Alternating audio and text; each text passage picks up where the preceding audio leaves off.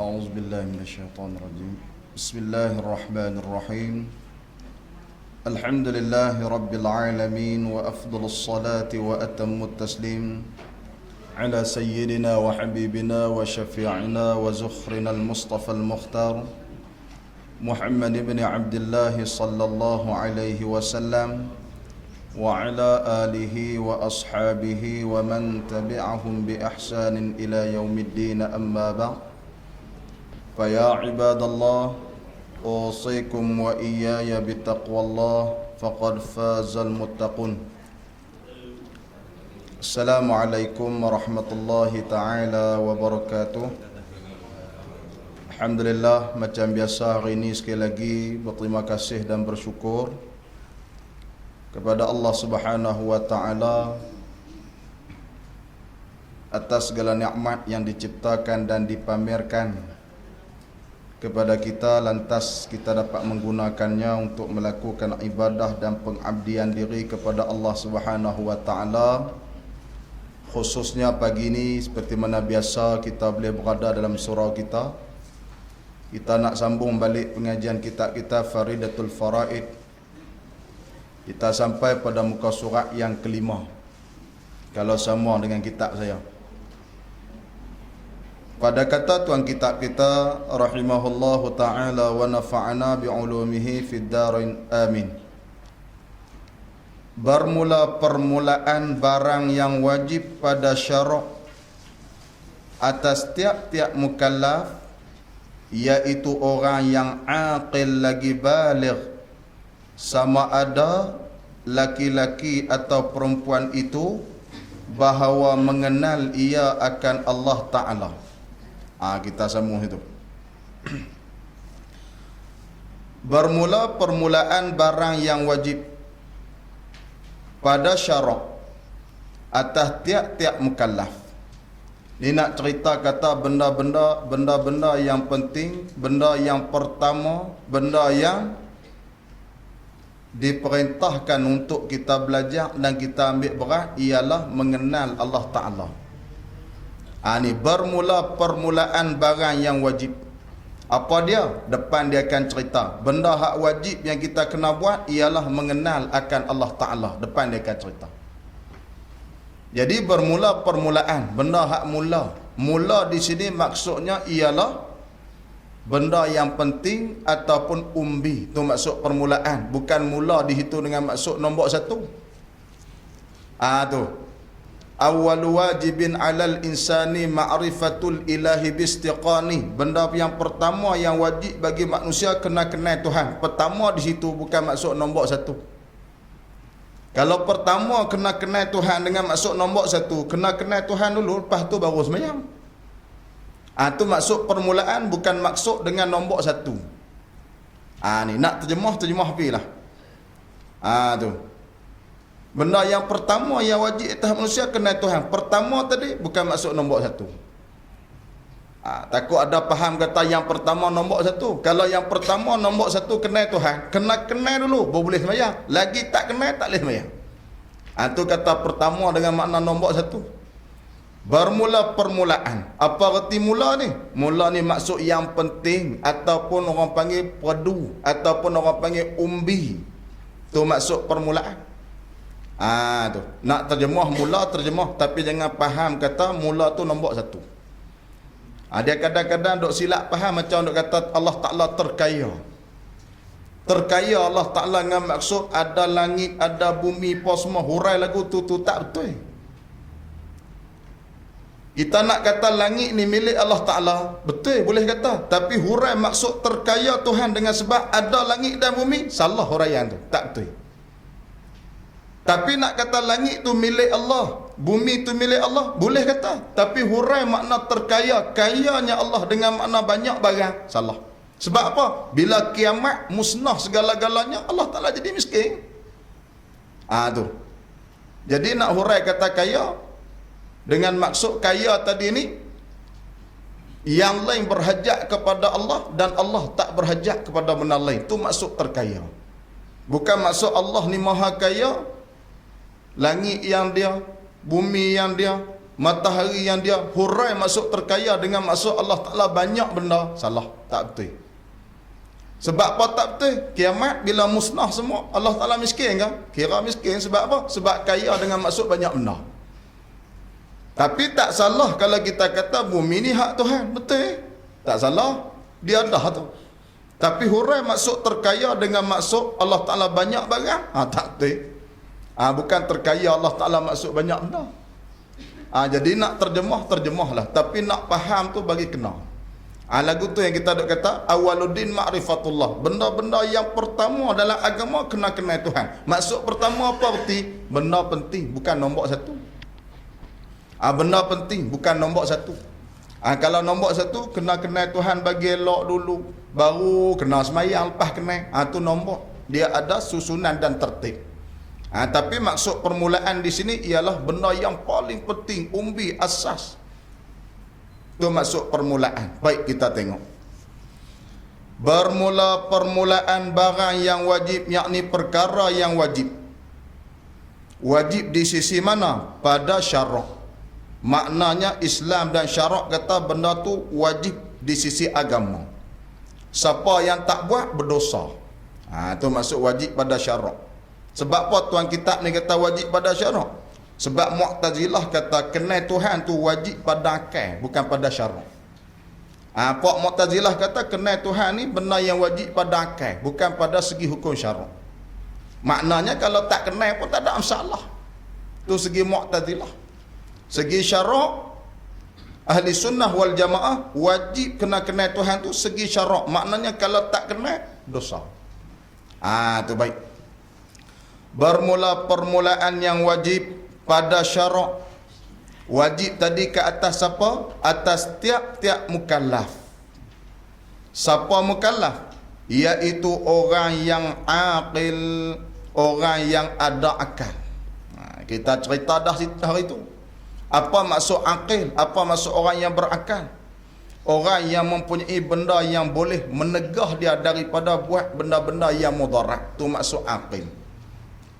Aqil daripada perkataan aqlun. Kita cerita banyak kali, nak ulang lagi.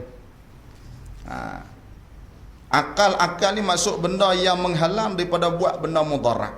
Benda yang menghakkan sesuatu. Itu maksud akal. Kita cerita dah hari itu. Orang Arab duk pakai igal. Igal tu dalam istilah bahasa Arab Saudi, bahasa Melayu iqalun. Maksudnya benda yang menghakkan, mensakatkan. Hak lagu mana?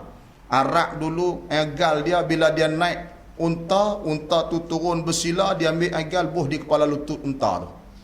Bila buh di kepala lutut unta tak boleh nak buka, maksud dia igal, dia menghakkan kaki daripada bergerak. Tu makna igal. Akal ni maksud benda yang menegah kita daripada buat benda mudarat. Sebab tu orang yang ada akal, dia akan jaga diri dia daripada buat benda-benda yang boleh mudarat dia, sama atas dunia ataupun di akhirat. Sebab tu orang yang ada akal, dia kena cari jalan nak bersih akal dia. Di antara bersih akal, ilmu. Sebab ada orang ada akal tapi akal dia tak berfungsi elok. Tak berfungsi lagu mana? Tak boleh tegah tuan dia daripada buat benda mudarat, sama ada atas dunia ataupun akhirat. Akhirat apa dia? Pelihara diri dia daripada terjebak dalam dosa. Tu. Sebab tu kena ada ilmu. Kadang-kadang orang ada akal, dia cerdik. Tapi kecerdikan dia tak boleh hakkan dia daripada buat benda-benda yang berbentuk dosa. Itu maksud aqil. Baik, kita sambung balik. Wajib tadi ni atas tiap-tiap mukallaf. Siapa mukallaf? Iaitu orang yang aqil lagi baligh. Duk cerita makna mukallaf ni. Sama ada laki-laki atau perempuan itu. Sama ada laki-laki atau perempuan. Nak cerita kata mukallaf tadi ni, orang yang ada akal, orang yang waras, lagi pula baligh. Kita faham semua dah ni. Sama ada dia lelaki ataupun perempuan. Apa benda hak wajib dia nak kena buat ni? Tengok. Bahawa mengenal ia akan Allah Ta'ala. Ni benda hak wajib kita kena buat ni. Bila kata kita mukallaf, kita aqil baligh, wajib kita kena buat benda hak mula-mula sekali. Yang paling penting sekali ialah kena kenal Tuhan. Bila mana ada orang tak kenal Tuhan, maka dia telah melakukan dosa yang paling banyak. Apa dosa paling banyak? Setiap nafas dia tarik berdosa, dia lepas dosa. Ni Ustaz Awang Lanai duk cerita ni. Orang yang tak kenal Tuhan, dia tarik nikmat Tuhan, tak kenal Tuhan kepada nikmat. Dia guna nikmat Tuhan, dia tak kenal Tuhan, tarik sedah dosa, lepas pula dosa. Tu nak cerita kata banyak benda hak kita nak kena ambil tahu. Kita duk guna nikmat. Bukan kata Allah Ta'ala, saya duk cerita banyak kali dah, kita guna barang tak kenal Tuhan pun masalah, Tuhan dia marah. Naik motor tak minta ke tuan dia, naik pergi merata, tuan dia duk cari, balik makan kenduri, nak balik sakit perut, nak masuk bilik ayah, motor hilang orang ambil. Kita pakai ambil motor tak kenal tuan, kereta tak kenal tuan, pokok kayu, buah kayu apa semua kita ambil tak kenal tuan. Tuan dia kalau tahu marah sebab tak minta izin. Kita duk tarik nikmat Allah Ta'ala seru sekali tarik, tak kenal pun nikmat tu hak siapa, tak kenal siapa pemilik nikmat tu. Baik, kita tengok. Jadi di antara benda yang wajib kenal akan Allah Ta'ala, tengok dia buat nombor 1. Cari nombor 1 kita baca. Qauluhu, perkataan Tuhan kita, mengenal ia akan Allah Ta'ala. Benda yang wajib kita kena buat ialah mengenal akan Allah Ta'ala. Tengok artinya. Duk cerita kata wajib kena kenal Tuhan, apa maksud? Sebut kata wajib kena kenal Tuhan tu, apa maksud? Apa arti? Tengok. Kerana bahawasanya mengenalkan dia, mengenalkan Allah Ta'ala tadi itu tempat hantaran segala perkara yang dituntuti.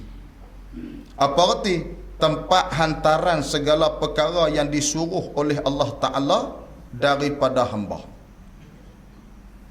Kenal Allah Ta'ala tu, nak cerita kata, merupakan tempat hantaran segala perkara yang disuruh oleh syarak. Apa arti tempat hantaran? Nak sah tak sah ibadat kita terhenti kena kenal Tuhan. Itu maksud tempat hantaran. Nak sah semayang kita terhenti kenal Tuhan. Nak sah puasa kita, ni dekat puasa ni, kita kena kenal Tuhan. Nak sah haji kita, kena kenal Tuhan. Nak sah sedekah kita, kena kenal Tuhan. Tu kata tempat hantaran segala perkara yang dituntuti, segala perkara yang disuruh daripada hamba.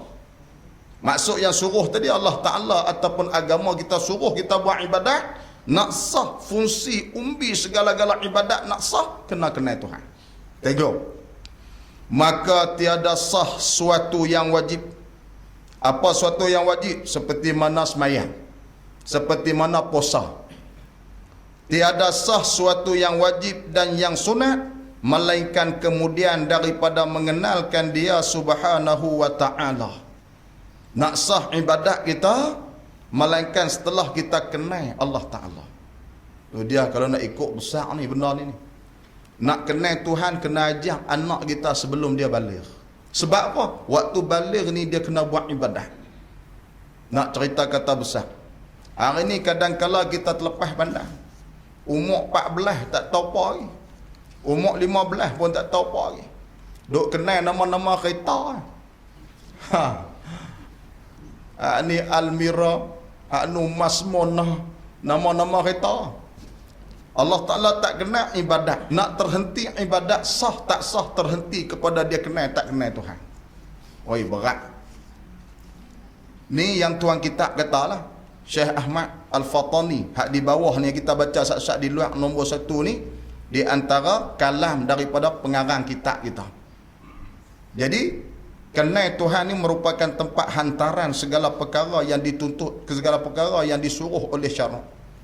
Tempat hantaran maksudnya tak terhenti. Nak sah sesuatu ibadat, perlu seseorang tu kenal betul siapa Tuhan dia. Baik, naik keluar balik masuk tempat kita nak baca balik.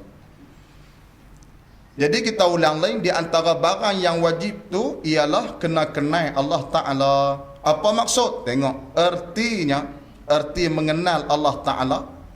mengetahuikan segala hukum sifat-sifatnya sifat Allah Ta'ala. Kena mengetahui segala hukum sifat. Lagu mana hukum sifat? Hukum sifat yang wajib Allah Ta'ala ialah wujubul wajibat. Tu hukum wajib bagi sifat Allah Ta'ala. Kita kena kenal apakah hukum sifat bagi sifat yang wajib.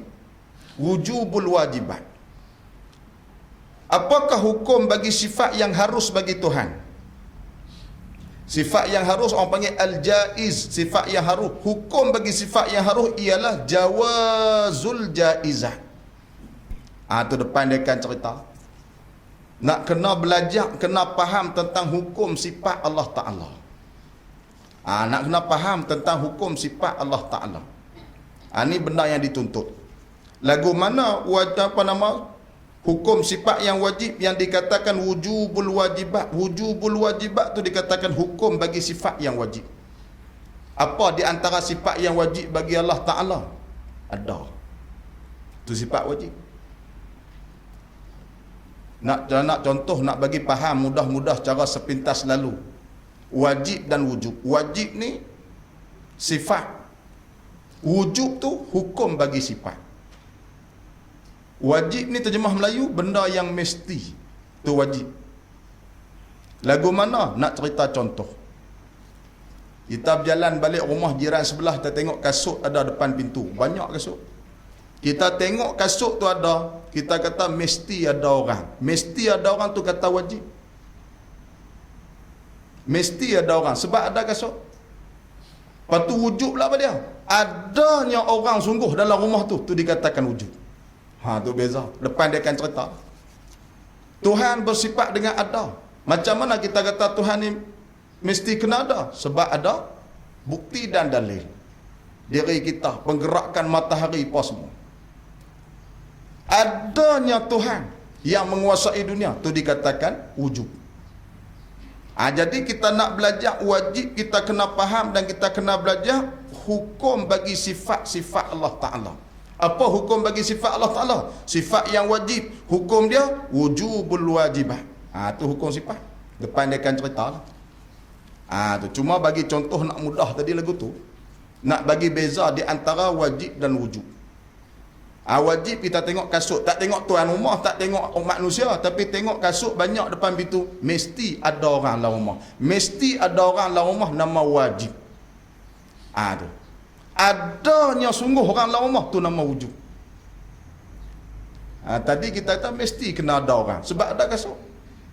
Orang kita tengok lagi, tak tengok lagi, tapi berdasarkan kasut yang banyak kita mengatakan mesti ada orang.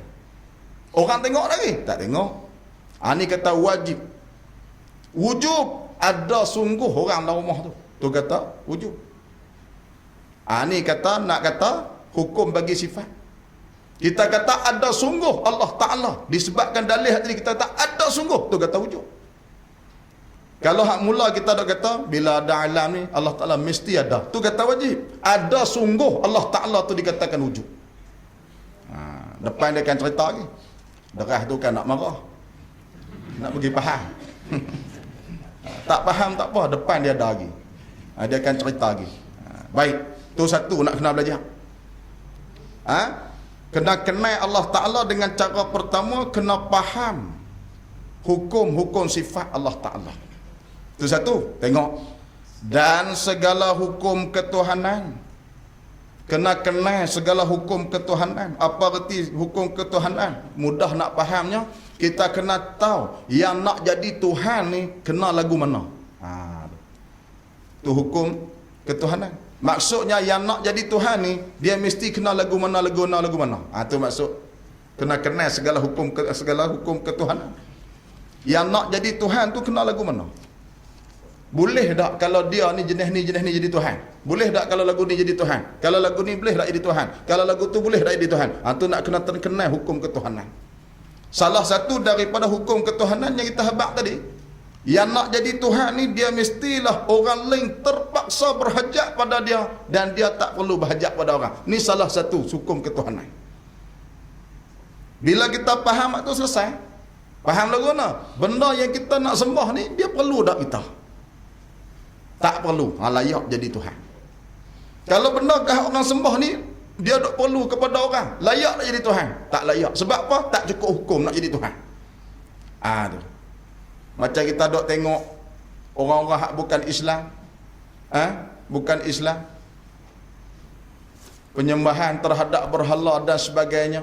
Nak ada berhala tu pun kena kita tolong piangkat, tak atas almari, tak atas usung, tak atas. Nak suruh dia kerabat naik atas almari, duduk sendiri tak boleh. Buah pun nak pergi beli di pekan gurun, metak di perut dia. Banyak benda yang tak tolong kita, tak boleh. Sebab apa? Tak cukup syarat, tak ada hukum nak jadi Tuhan. Tu.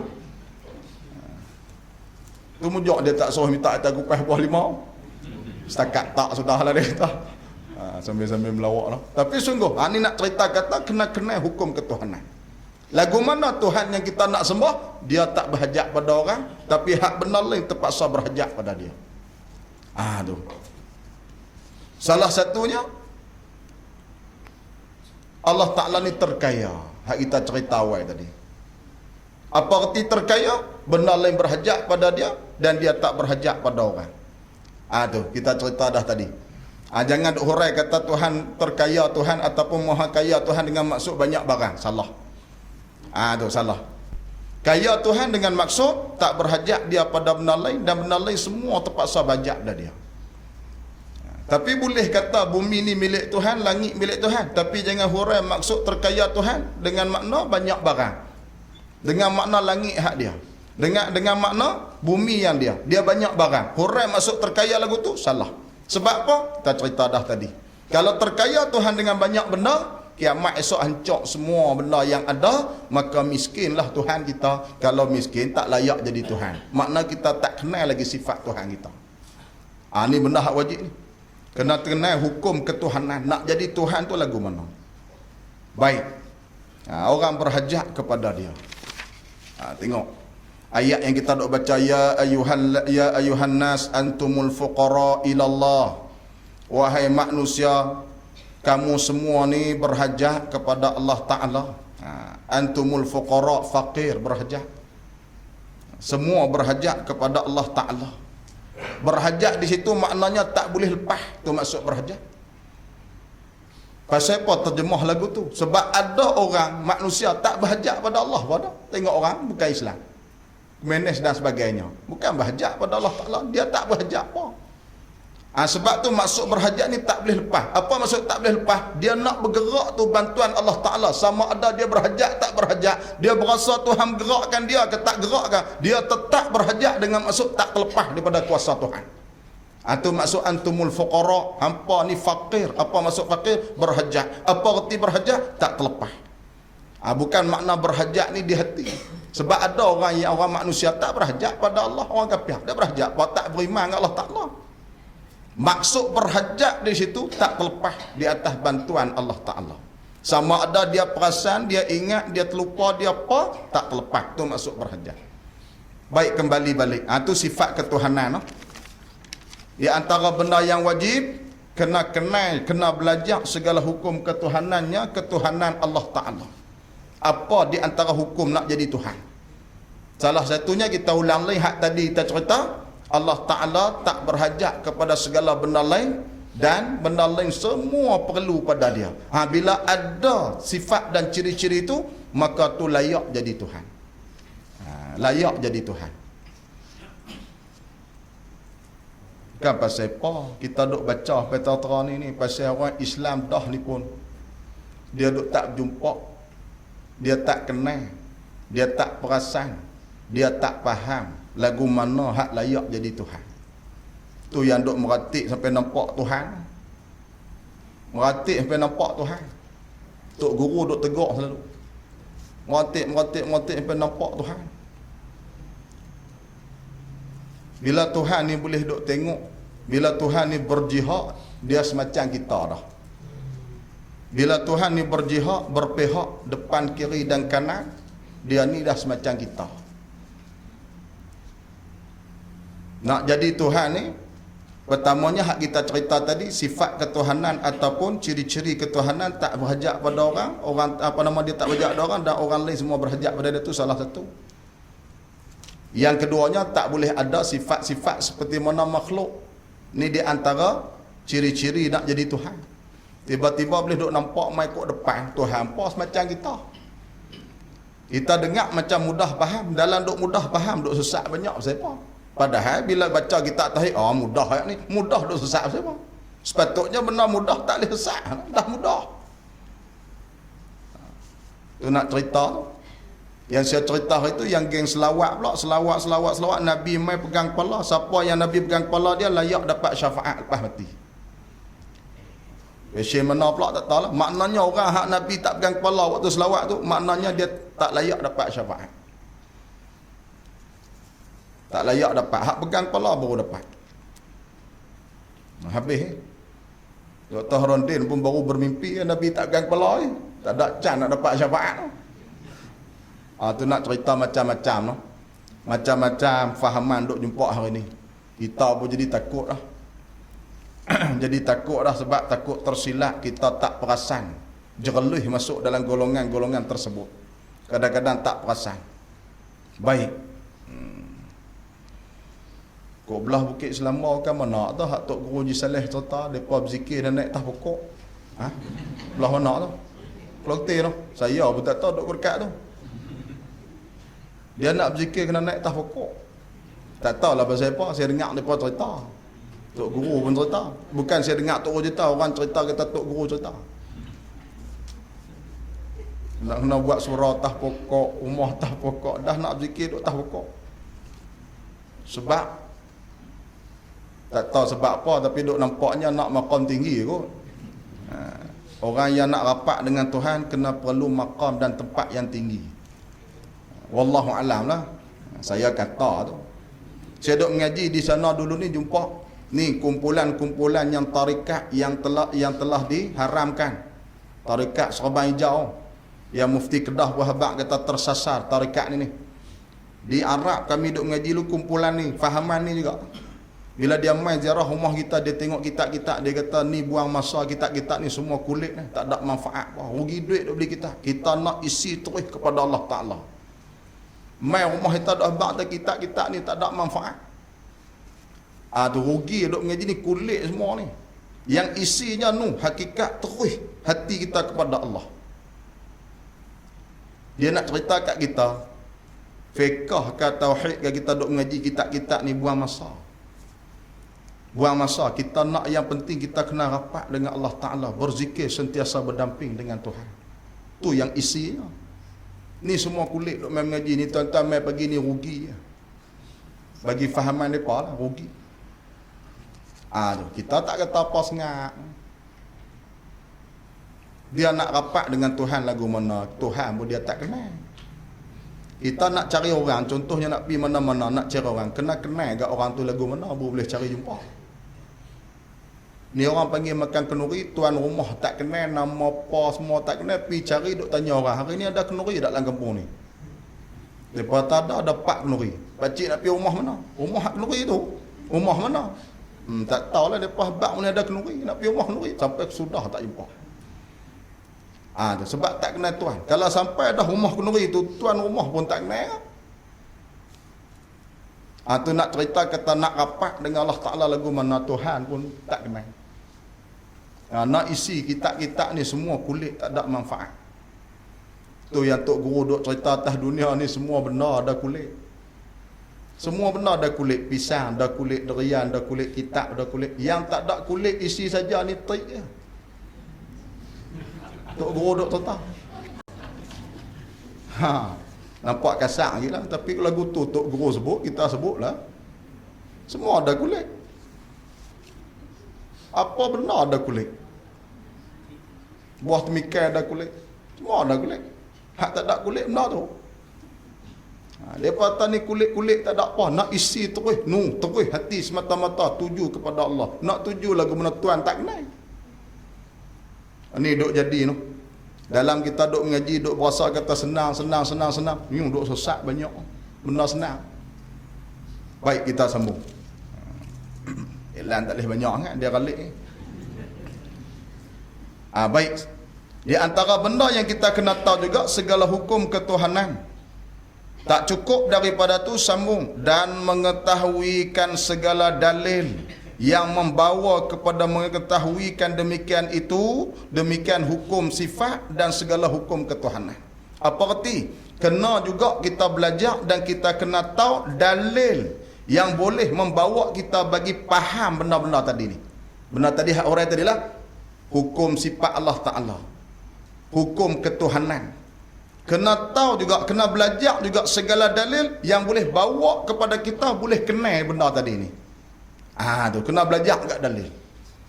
Lagu mana nak boleh kata Allah Ta'ala tu bersifat dengan wajib? Tu. Lagu mana nak boleh faham kata layak nak jadi Tuhan tadi ni, dia tak berhajat kepada benda lain dan benda lain semua perlu kepada dia. Lagu mana? Apa dalil? Apa hujah yang boleh kita nak sokong hak kita dok pegang tadi ni? Hak tu pun kena belajar kau. Banyak benda. Nampak gaya tak ada pim nega sebab banyak nak kena ngaji. Baik. Benda dalil yang membawa kepada kita memahami, kita mengetahui demikian itu. Baik. Apa dia? Dalil yang nak bawa kepada kita faham demikian itu, daripada segala barang yang bergantung dengan rusul, yakni benda yang bersangkut paut dengan segala rasul-rasul. Buah baris tak apa, rusul, dhammah huruf ra. Sebab dia ni perkataan jamak ataupun perkataan plural. Kalau ra mufrad ataupun satu, Rasulullah, Nabi kita lah. Kalau rusul maksudnya para rasul. Baik.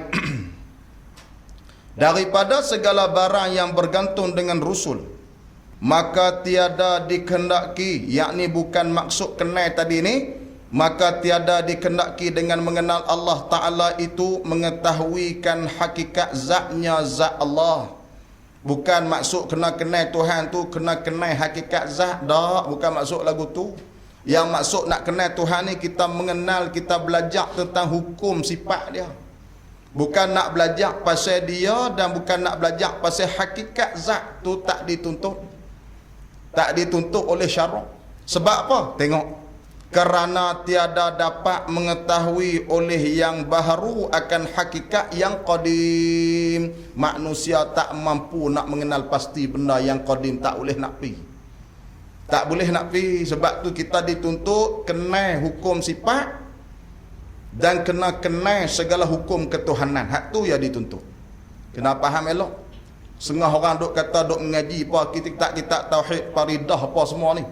Syarak tak suruh kita kaji bab Tuhan dia tak. Lah, dia pun tak erti beza di antara kaji Tuhan dengan kaji hukum sifat. Ni depa duk tegur, duk mengaji kitab faridah. Tuhan tak suruh kaji sampai teratur, duk ulun mengaji sampai terbeliak biji mata rugi masa.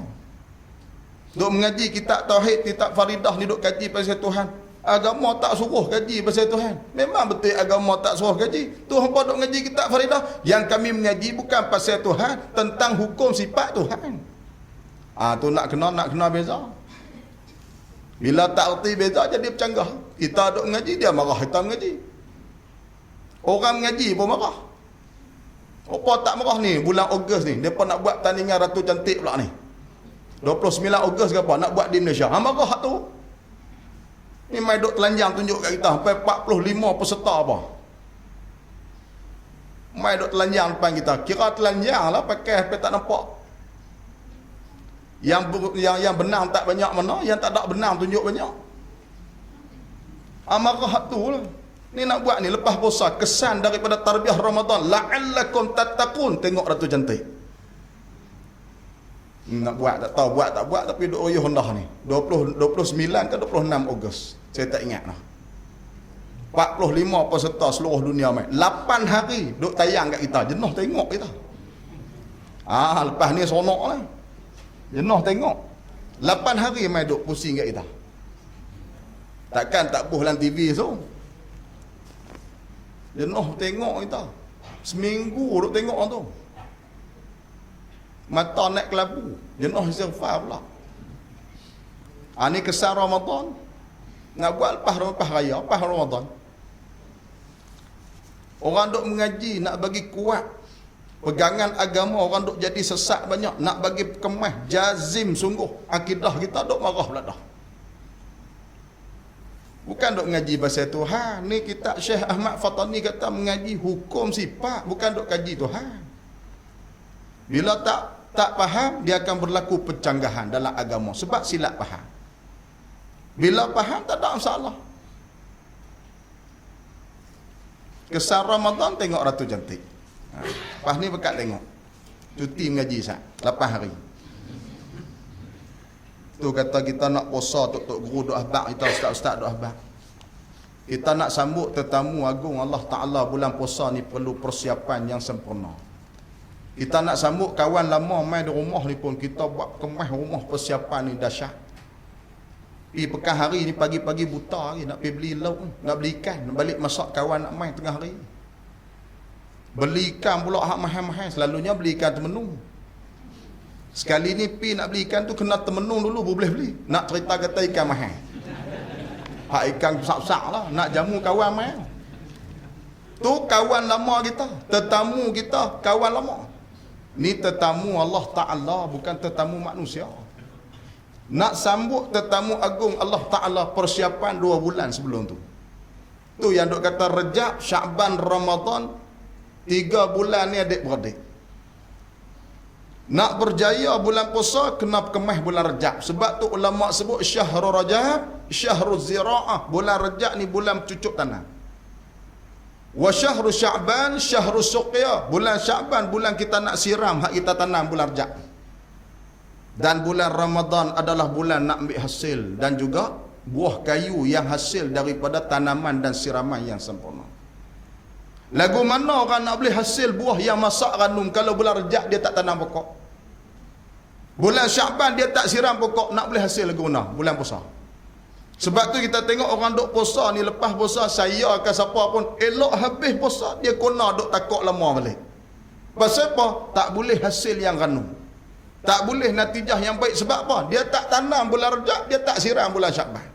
Apa erti tanam bulan Rejab? Dalam bulan Rejab itulah kita kena banyak buat ibadah. Dalam bulan Rejab itulah kena khatam Quran.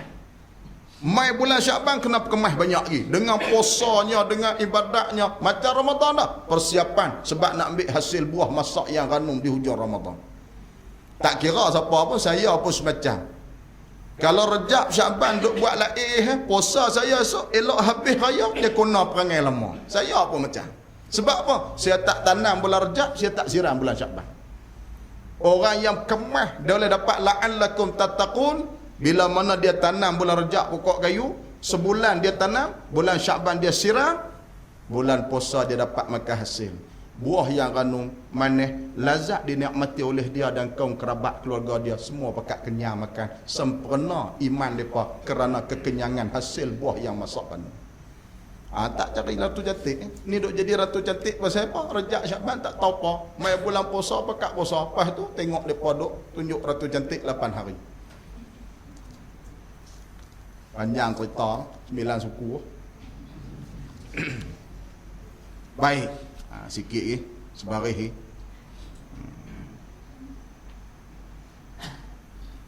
Sebaris apa? Berhenti tentu. Kemudian kata maka mengenal dan mengetahui itu jazam yang membetuli bagi waqi' yang hasil jazam itu daripada dalil. Wallahu subhanahu wa ta'ala alam. Berhenti awal. Tak apa larang. اللهم صل على سيدنا محمد في الأولين والآخرين وسلم رضي الله تبارك وتعالى عن كل صحابة رسول الله أجمعين اللهم اغفر لنا ذنوبنا ولوالدينا ولمشايخنا ولمن علمنا ولمن أحسن إلينا ولجميع المسلمين والمسلمات والمؤمنين والمؤمنات برحمتك يا أرحم الراحمين اللهم أغننا بالعلم وزينا بالحلم وأكرمنا بالتقوى وجملنا بالعافية رب زدنا علما والحقنا بالصالحين اللهم بارك لنا فيما بقي من شعبان وبلغنا رمضان وصلى الله على سيدنا محمد وعلى آله وصحبه أجمعين سبحان ربك رب العزة عما يصفون وسلام على المرسلين والحمد لله رب العالمين تقبل الله منكم